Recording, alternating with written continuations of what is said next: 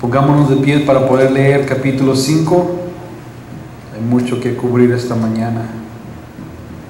Versículo 1 dice: ahora escuchen ustedes los ricos, lloren a gritos por las calamidades que se les vienen encima. Se ha podrido su riqueza y sus ropas están comidas por la polilla. Se han oxidado su oro y su plata.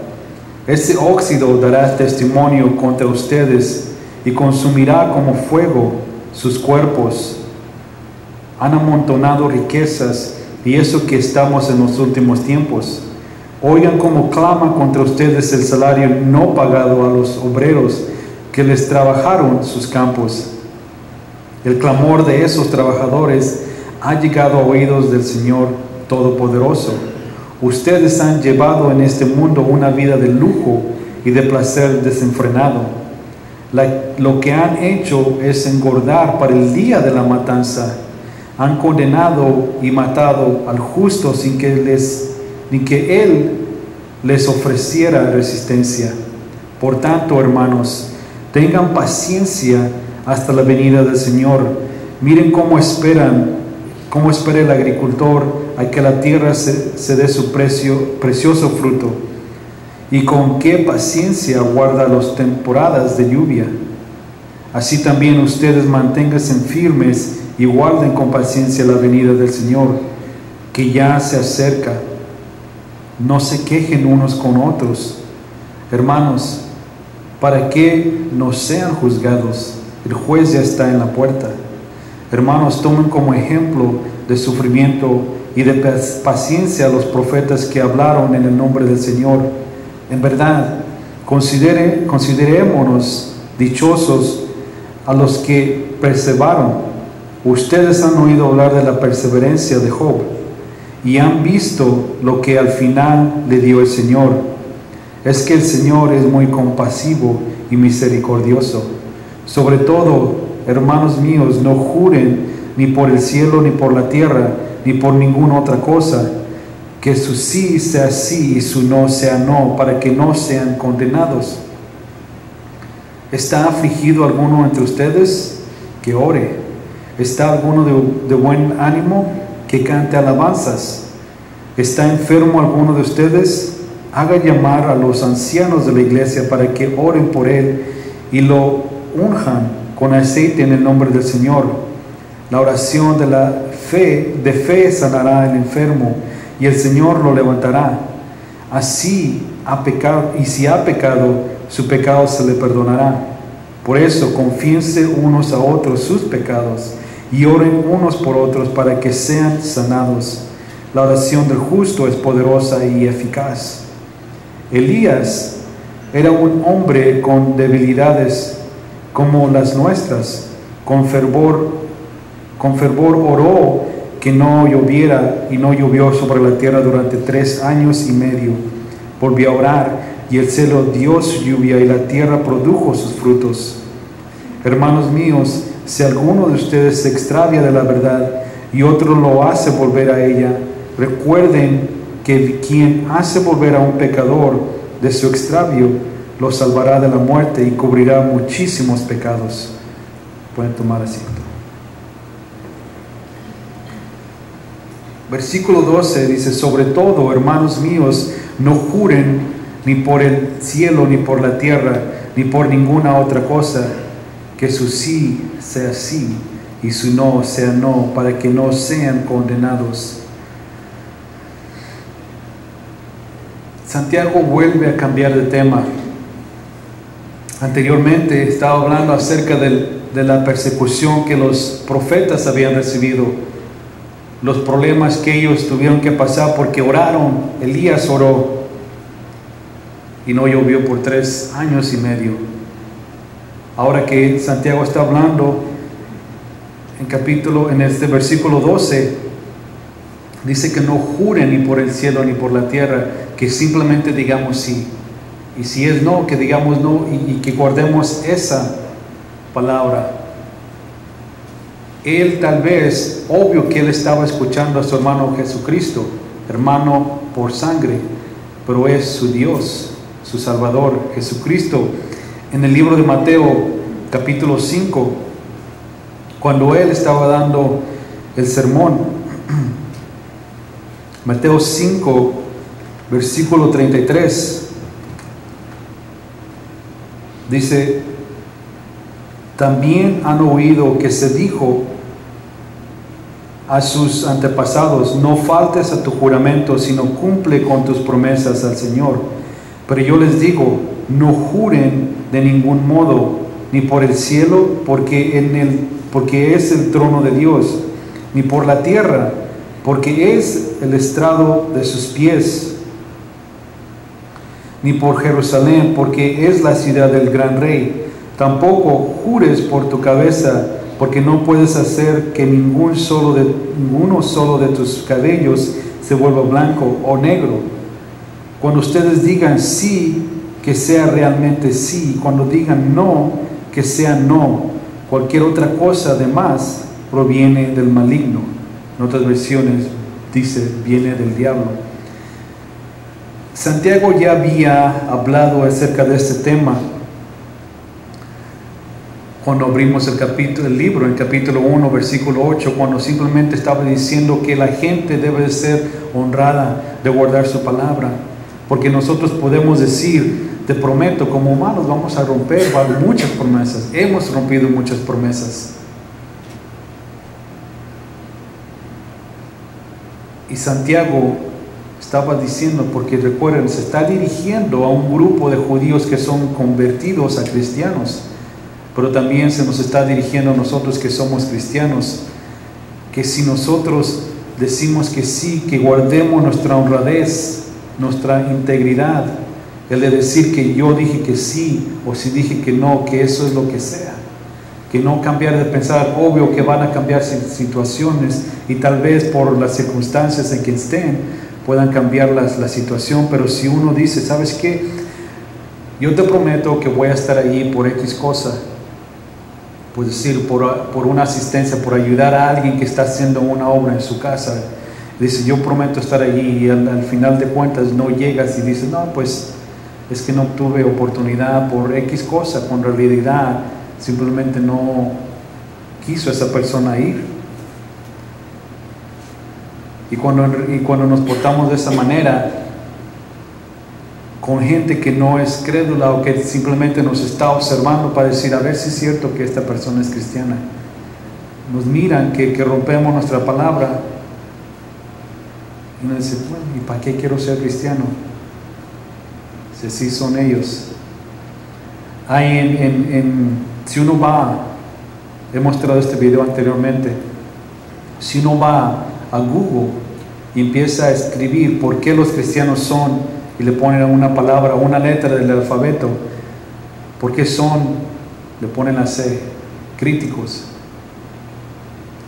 Le ponen una T, ¿por qué son tontos?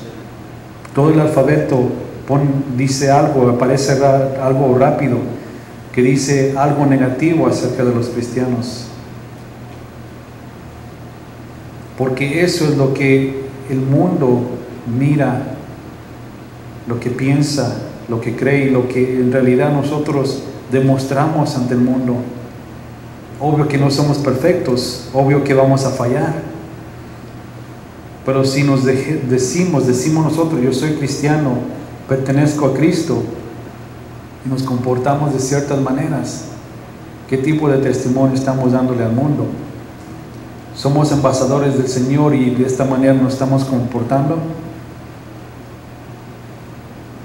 Si es que Santiago, dirigiéndose a este grupo de judíos, dirigiéndose a nosotros los cristianos, les dice, no hagan ninguna promesa bajo el nombre de nada. En nuestra cultura como hispanos, tenemos la costumbre de que decimos, te lo juro por mi abuelita, por mi jefa, te lo juro por mi mamá, porque nosotros respetamos a esa persona y creemos, porque tenemos ese respeto, que no nos van a creer. Pero Cristo dice, no juren, Santiago, y tan obvio Cristo primero lo dijo, no juren ni por el cielo, ni por la tierra, ni por Jerusalén. Cuando yo, antes de estar en Cristo, recuerdo una ocasión donde yo, según yo, decía Diosito, y nosotros tenemos esa costumbre de que antes de venir a Cristo, Diosito, decimos Diosito. ¿Por qué lo hacemos chiquito? Diosito, te prometo que si me das este trabajo, te voy a prender 3 veladoras. Y se me pasó, fui contratado a trabajar a este lugar, y se me pasó, y ya después me acordé y dije, bueno, tú, Diosito, tú sabes que yo sí, en realidad mis intenciones eran buenas, sí te las quería aprender.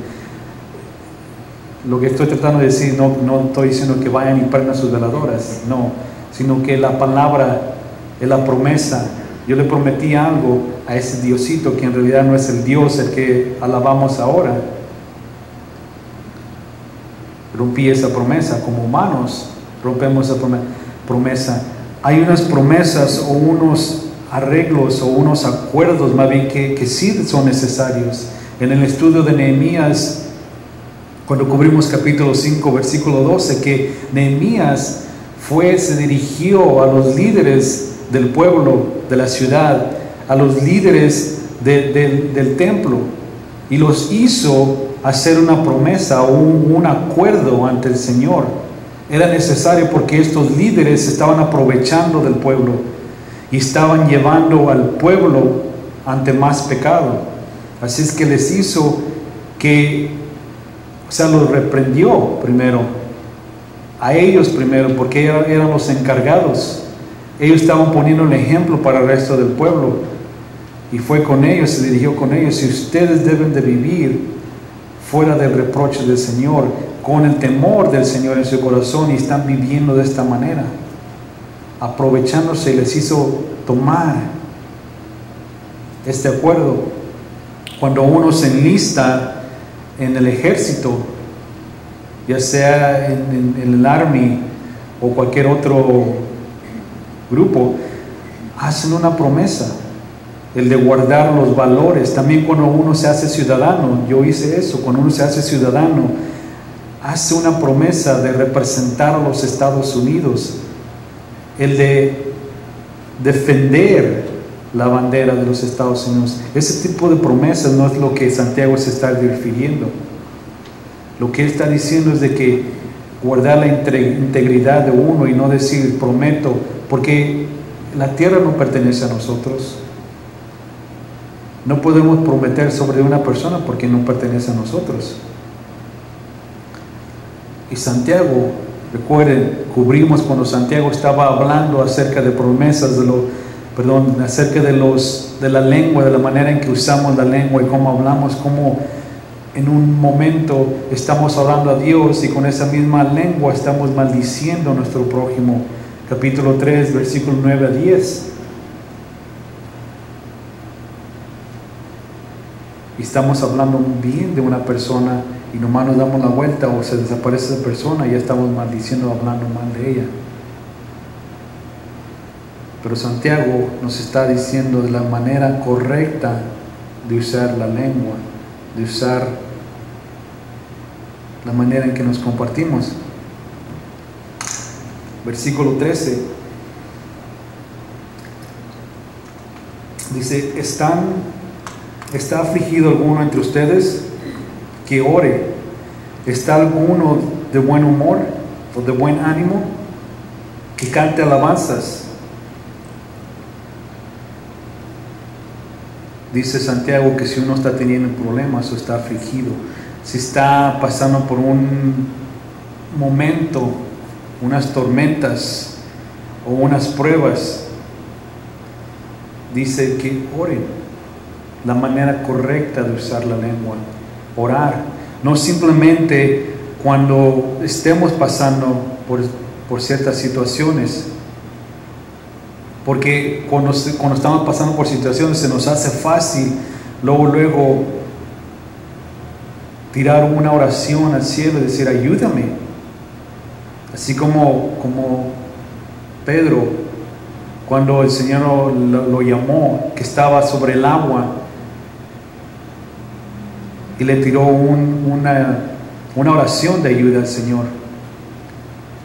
Obvio, si algo así está similar pasando, obvio que hay que orar así de rápido, pero simplemente cuando estamos pasando por una situación y en esa situación solamente es cuando nos acordamos del Señor.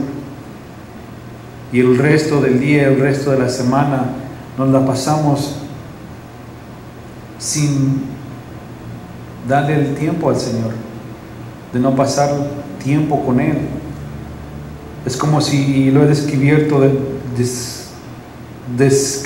de esta manera, de que es como si venimos a comer. Obvio que estamos dándole de comer al Espíritu, estamos dándole comida. Venimos, comemos los domingos por la mañana y duramos toda la semana sin volver a comer otra vez. Imagínense si fuera comida física, que le estamos dando alimento a nuestro cuerpo y no más comer una vez. Yo creo que no duraría, y estoy hablando nomás de comida, sin agua. Pero cuando estamos afligidos, dice versículo 14, ¿está enfermo alguno de ustedes? Que haga llamar a los ancianos de la iglesia para que oren por él y lo unjan con aceite en el nombre del Señor. Que lo unjan no quiere decir que lo van a cubrir de aceite. Tenemos este aceite que representa al Espíritu Santo, y es simplemente de ungirlo, de orar, con eso no es suficiente. Uno tiene que poner la fe que el Señor, en el Señor, de decir, sabes que yo tengo fe que el Señor me va a sanar. Ahora, podemos tener tanta fe, y no estoy hablando de la fe que dice que lo que yo quiero, lo que yo oro, lo que yo pido me lo va a dar por cosas materialísticas, sino el tener la fe de que el Señor va a llevar a un tiempo donde me va a sanar. Va a llegar el tiempo cuando todo este problema que existe en este mundo van a desaparecer.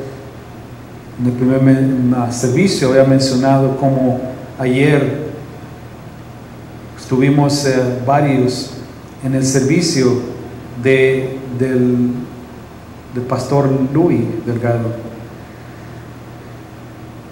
y durante los últimos días en que él estuvo en el hospital, eso fue explicado por su familia, su hija, que dice que era el tiempo, durante toda su vida nunca lo había visto tan débil, en tanto dolor como él estaba.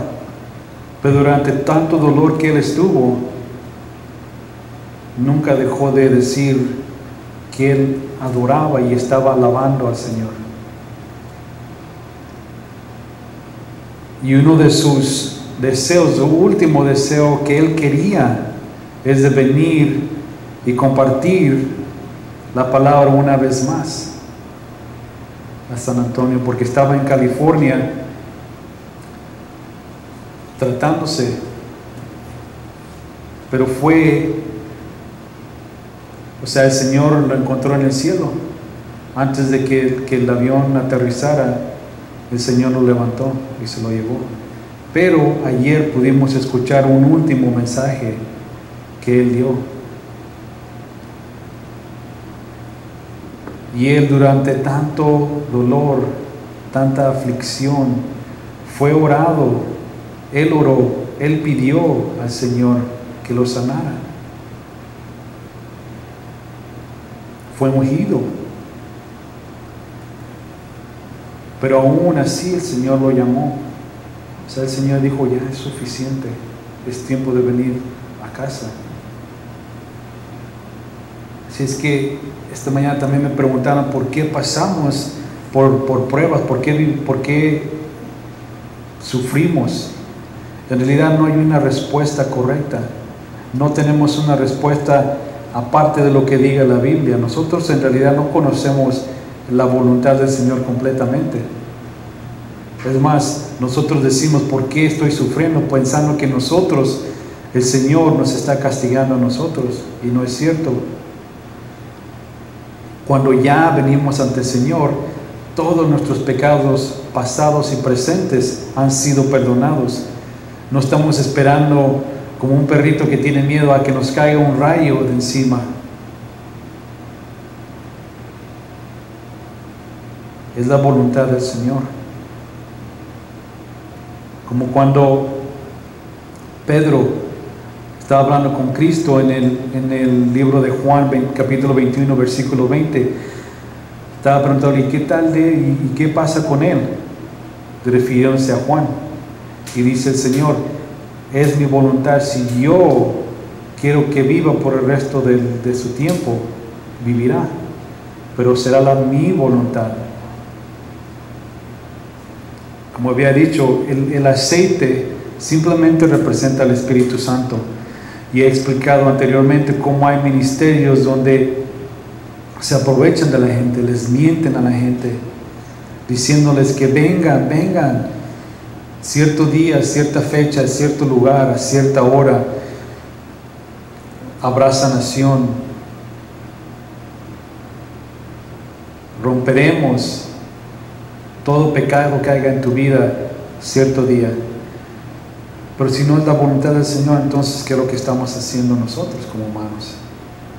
Pero nunca hay que dejar de creer, no dejar caer esa fe de que el Señor, y tal vez el Señor esté usando esa situación en la que estás tú ahorita para dar testimonio de Él mismo, lo que Él está haciendo a ti. Tal vez si nosotros tenemos algún problema o alguna enfermedad y nosotros oramos, Señor, sáname, Señor, sácame de esta situación, pero el Señor nos mantiene en ese lugar porque sabe, tal vez, no estoy diciendo que usted necesariamente, pero tal vez nos mantiene en ese lugar porque sabe que si nos quita esa situación, ese problema, esa aflicción, nos vamos a olvidar de Él, no más vamos a orar. O tal vez está usando esta situación para que otras personas vean lo que está haciendo Él a través de ustedes. No necesariamente que Él nos esté afligiendo o que nos esté cucando. En el libro de Lucas, capítulo 17, versículo 11 al 19, está una historia de los 10 leprosos que Él sanó. Cristo los sanó y solamente uno regresó. Y le preguntó Cristo, ¿dónde están los demás? Porque Cristo le dijo, vayan y preséntense a los sacerdotes. Pero solamente uno regresó para alabarlo. ¿Qué ocurrió con los otros 9? Por eso tal vez es la situación en que el Señor nos esté usando o que nos tenga en ciertas situaciones para que nosotros lo sigamos alabando, sigamos orando. Señor, sáname, sáname. Pablo, cuando él oró al Señor que quítame esta estilla de mi lado, ¿y qué fue lo que le contestó Cristo? Mi gracia es más que suficiente. O sea, le dijo no. Cristo mismo le oró al Padre, si es posible que esta copa pase sobre mí, pero no mi voluntad sino tu voluntad. Llorando, aclamando, a punto de que estaba sudando sangre. Y Dios el Padre tuvo que mandar un ángel para animar a Cristo, el Hijo. Uno de los dones o los regalos o obsequios que el Espíritu Santo da es el don o el regalo de sanación. No que una persona es especial o que el Señor la use porque tiene talentos. No, el Señor usa a través de esa persona los obsequios, los dones se les dan a la persona que es afligida, a la persona que está enferma. Los obsequios de sanación se les da a esa persona cuando el Señor se diga, porque recuerden que el capítulo 12 de 1 de Corintios dice que según a la voluntad del Espíritu Santo, el Espíritu Santo sabe cuándo o quién está preparado para aceptar esos dones? ¿O a quién o quién está disponible para ser usado?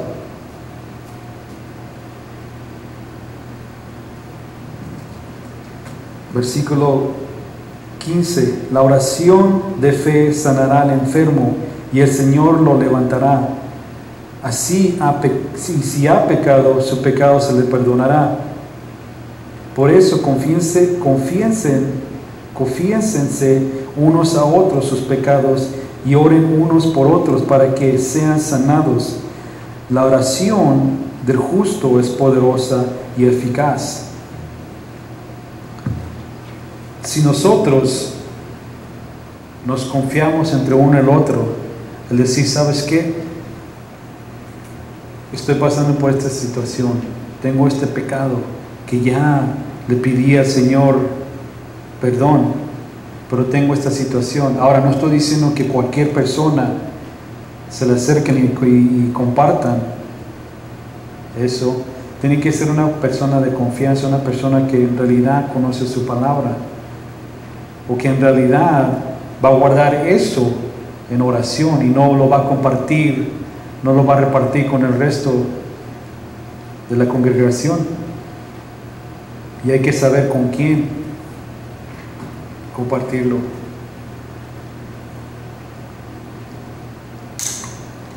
Dice que una vez que los confesemos esos pecados, el Señor nos perdonará. El Señor está disponible para perdonar los pecados. Y Santiago es práctico y claro en lo que está diciendo.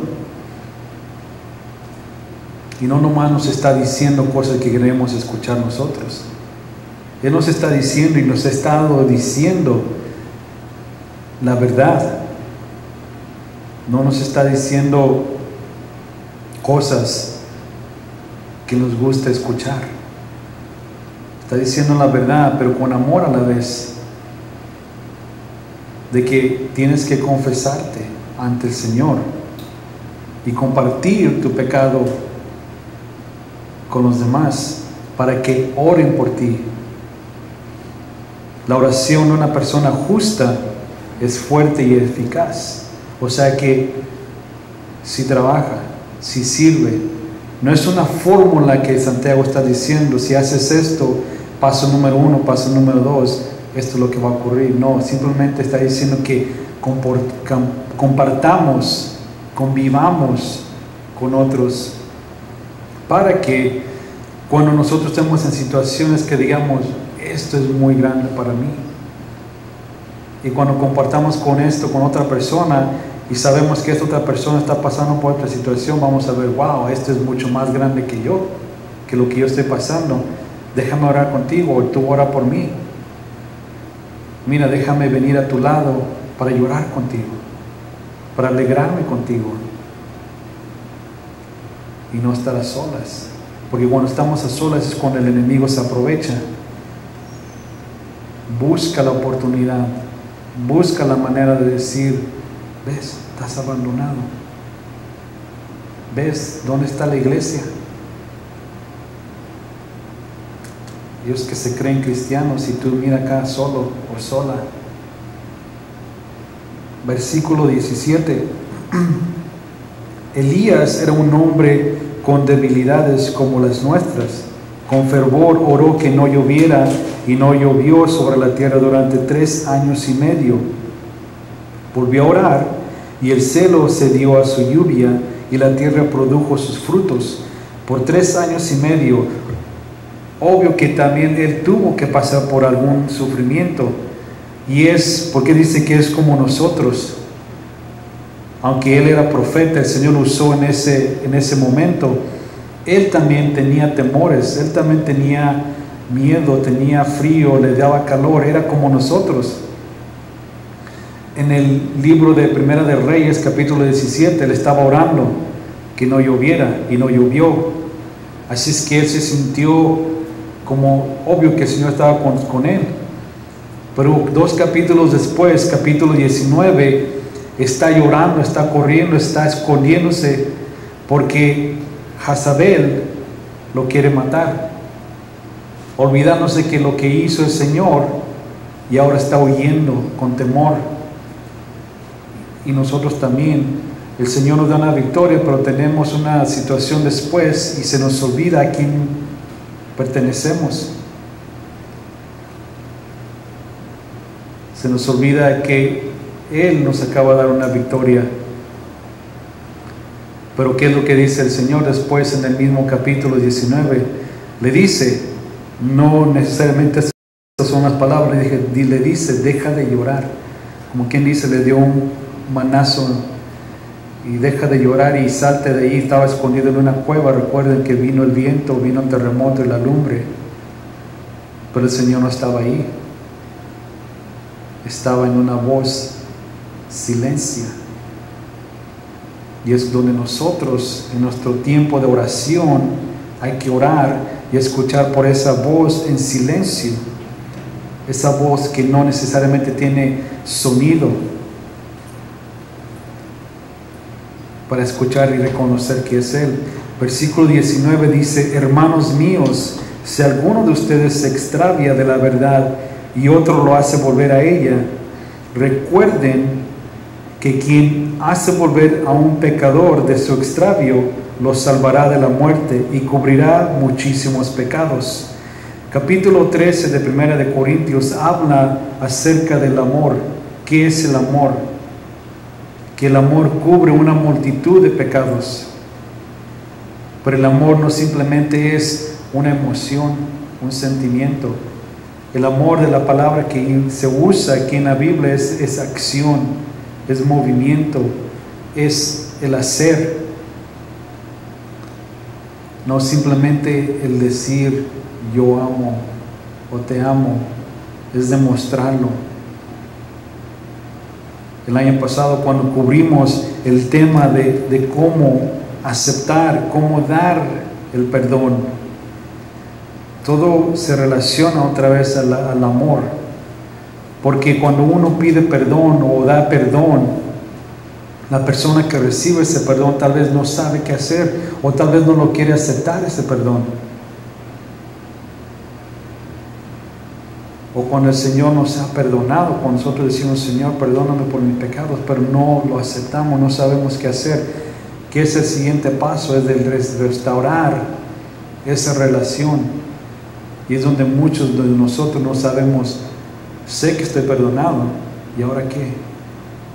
Ahora, porque ese perdón es necesario para poder restaurar una relación, ya sea con una persona o especialmente con Cristo, hay otra cosa que hacer, el de trabajar, el de hacer acción, no para ganar el favor de esa persona o del Señor, no. El Señor nos dice, te perdono, pero ahora tienes que caminar conmigo de manera justa.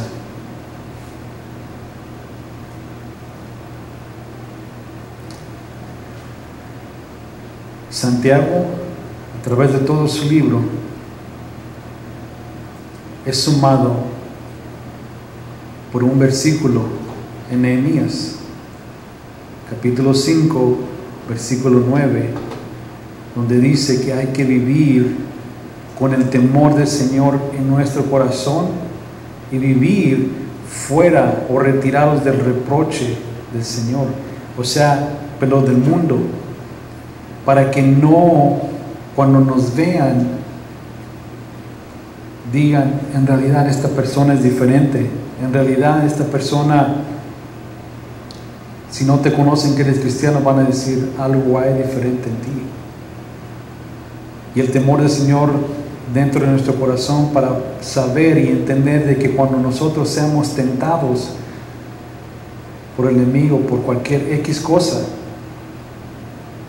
tengamos ese temor en nuestro corazón. No temor de, uy, me va a matar o no, ese tipo de temor no. El temor de decir, Señor, te fallé. Porque el Señor sabe que somos débiles, sabe que vamos a fallar. Pero también nosotros tenemos la responsabilidad de que aún siendo perdonados, tenemos la responsabilidad de comportarnos como había dicho, ser embajadores, representantes de Cristo, de lo que Él está haciendo a través de nosotros en nuestra vida.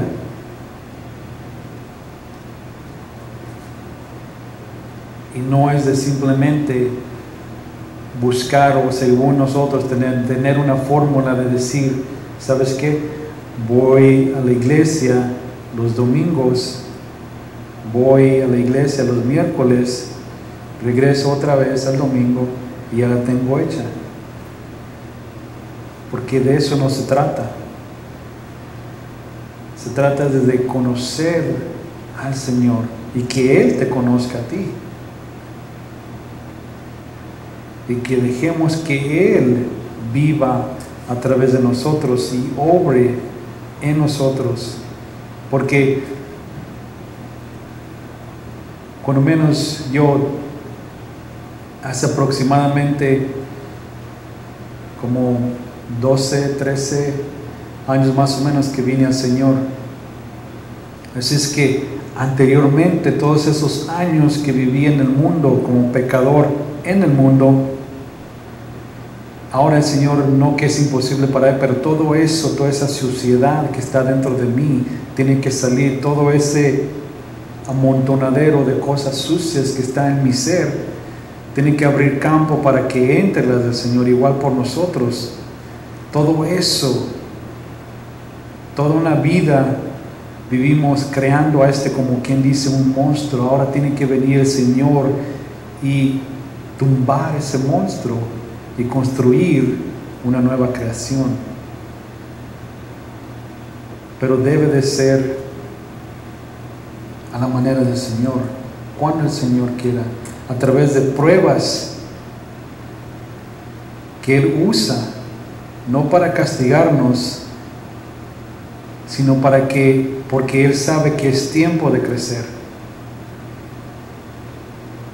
Es tiempo de que esos talentos que nos ha dado, esos dones que nos ha preparado, sean usados. Y Él dice, es tiempo de crecer, así como Él me dijo a mí también una vez, ya es tiempo de crecer.